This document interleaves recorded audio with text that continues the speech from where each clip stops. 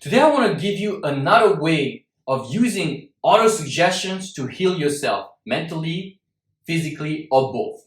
And this method, surprisingly enough, used to be quite popular in the 19th century. This method was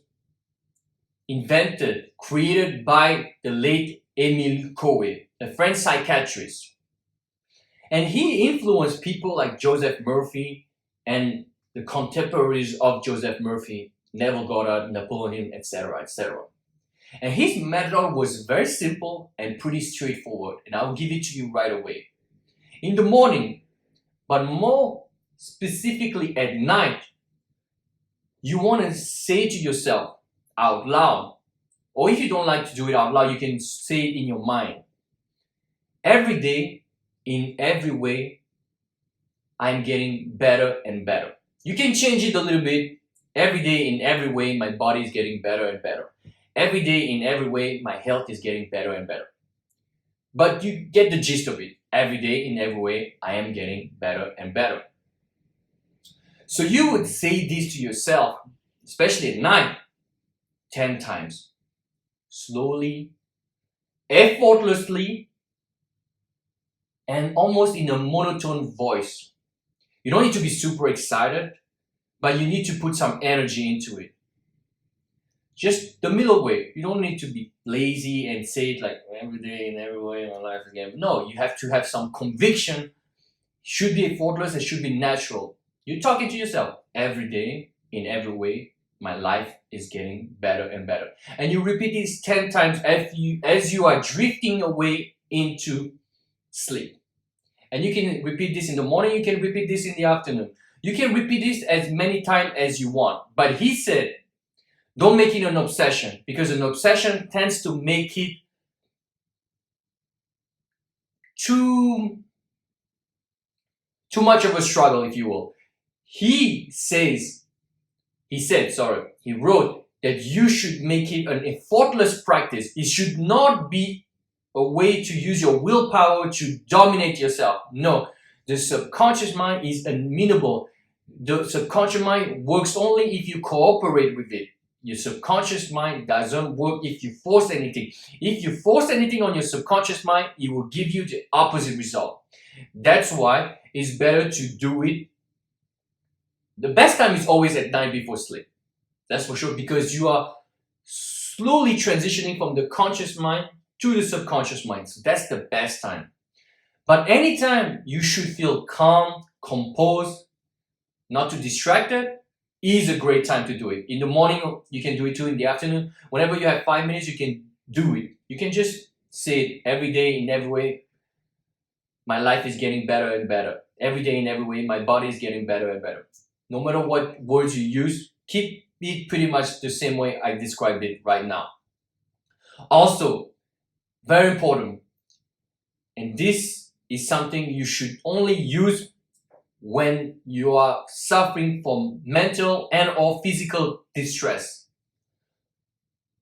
So when it happens, place the hand where you're feeling the distress. If it's mental, place your hand on your head. If it's physical, place it wherever the pain or the distress is manifesting itself in your body, on your body. And what you would do is repeat, it's passing, or it is going, whichever one you want. It's going, and you repeat it quickly, as many times as you need until it feels better.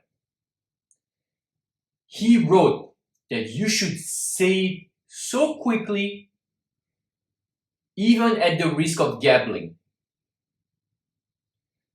Why? Because when you repeat it quickly, and when you repeat it, you don't repeat it with anger or anything. You still repeat it as naturally as possible with conviction. It is passing, it is passing, it is passing, it is passing, it is going, it is going, it is going. While having your hand wherever you're feeling this distress. It is passing, it is passing, it is passing. As many times as you need to do it.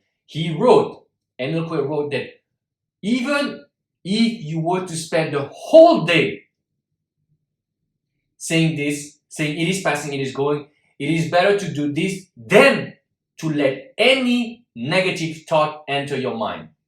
That is the reason why he would ask his clients, his patient, to use this and to do it quickly, because he would not let any negative thoughts